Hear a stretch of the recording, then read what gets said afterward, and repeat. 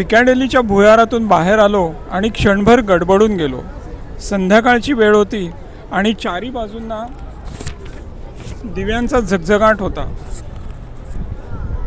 रंगीत विजेरी नळ्यांमधून रंगीबिरंगी प्रकाशात अनेक तऱ्हेच्या जाहिराती चमचमत होत्या आणि गोऱ्या, तांबड्या, काळ्या, पिवळ्या अशा अनेक वर्णांच्या माणसांचे थवे अंगावरून जात होते.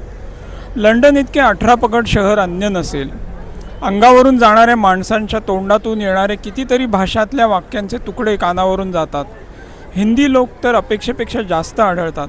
पिकॅडेली सर्कस हे नाव लहानपणापासून कानावरून गेले होते. असंख्य वेळा पुस्तकात डोळ्याखालूनही गेले होते. पिकॅडेली सर्कसचे माझ्या डोळ्यापुढले चित्र आणि प्रत्यक्षातली पिकॅडेली यात मात्र फार फरक पडला. मुंबईचा काळबादेवी भाग उद्या जर अधिक स्वच्छ झाला, माणसे वाहतुकीचे नियम सांभाळून चालू लागली, मुंबईची हवा एकदम थंड झाली आणि त्या भागातल्या रहिवाशांनी पान खाऊन थुंकायचे नाही असे ठरवले तर धोबी तलाव काळबादेवी भागालाही मुंबईची पिकॅडेली म्हणायला हरकत नाही. लंडन शहरातला हा सर्वाधिक गजबजलेला भाग आहे.